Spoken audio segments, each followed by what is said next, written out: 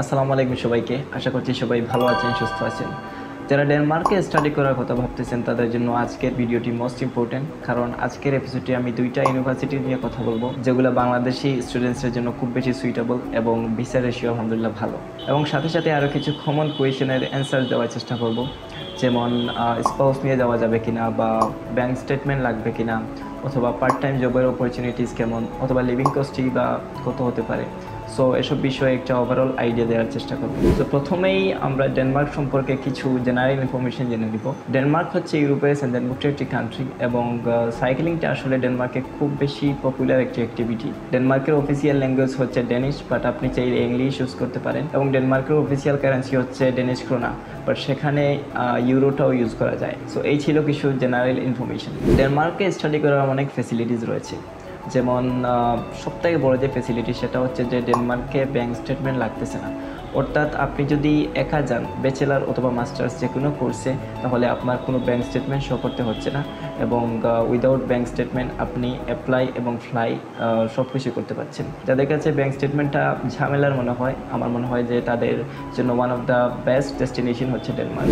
Second যে facility সেটা হচ্ছে spouse allowed in bachelor. France, Spain সহ অনেক কান্ট্রিজ রয়েছে যারা স্পাউস অ্যালাউড করে মাস্টার্স প্রোগ্রামের জন্য, but in terms of Denmark আপনি যদি ব্যাচেলার স্টুডেন্ট হয়ে থাকেন তাহলে কিন্তু স্পাউস নিয়ে যেতে পারছেন। যদি স্পাউস নিয়ে কেউ যেতে চান তাহলে একটু ব্যাংক স্টেটমেন্ট দেখাতে হবে, তবে অস্ট্রেলিয়া, কানাডা, ইউএসএর মতো এত বেশি ব্যাংক স্টেটমেন্টের দরকার নেই।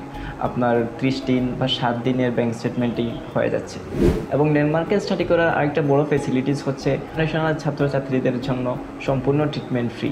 ইভেন আল্লাহ মাফ করুক, আপনার যদি কোনো বড় অপারেশনও দরকার হয় তাহলে কিন্তু ওইটা ডেনিশ সরকার সম্পূর্ণ বহন করবে আপনার কস্ট, আপনাকে কোনো টাকা দিতে হবে না। সো আই থিঙ্ক এটা হচ্ছে একটা হাইলাইটেড ফেসিলিটি, কারণ আমরা যদি ইউকের কথা দেখি, কম্পেয়ার করি, তাহলে দেখবো যে আমরা যে বাংলাদেশে থাকতেই কিন্তু 2 বছরের, 1 বছরের, 3 বছরের আইএইচএস ফি দিতে হয়, যেটা ডেনমার্কে দেওয়া আপনাকে লাগতেছে না। সো আরেকটা মোস্ট কমন কোয়েশন হচ্ছে যে ডেনমার্কে পার্ট টাইম জব করা যাবে কিনা। সেটার অ্যান্সার হচ্ছে ইয়েস, আপনি চাইলে পার্ট টাইম জব করতে পারেন। একজন ইন্টারন্যাশনাল স্টুডেন্ট চাইলে কিন্তু মাসে 90 ঘন্টা কাজ করতে পারছেন, এতে কোনো সমস্যা নেই।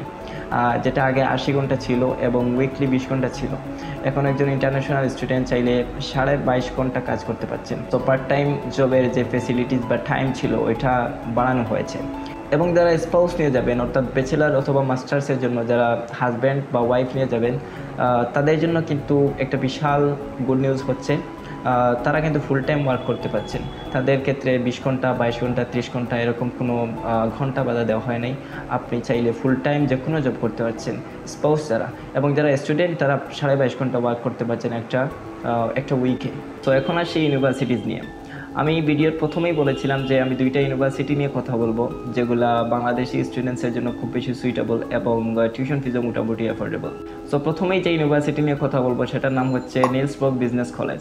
এটা মেইনলি নিলস ব্রক ইউনিভার্সিটির একটি বিজনেস ক্যাম্পাস। এটির লোকেশন হচ্ছে ডেনমার্কের ক্যাপিটাল কোপেনহেগেনে, এবং এভরি ইয়ার প্রায় 1,500-এর চাইতেও বেশি ইন্টারন্যাশনাল স্টুডেন্ট ওই ইউনিভার্সিটিতে স্টাডি করার জন্য যান, এবং ওইখানে একটা বাংলাদেশি কমিউনিটিজও আছে।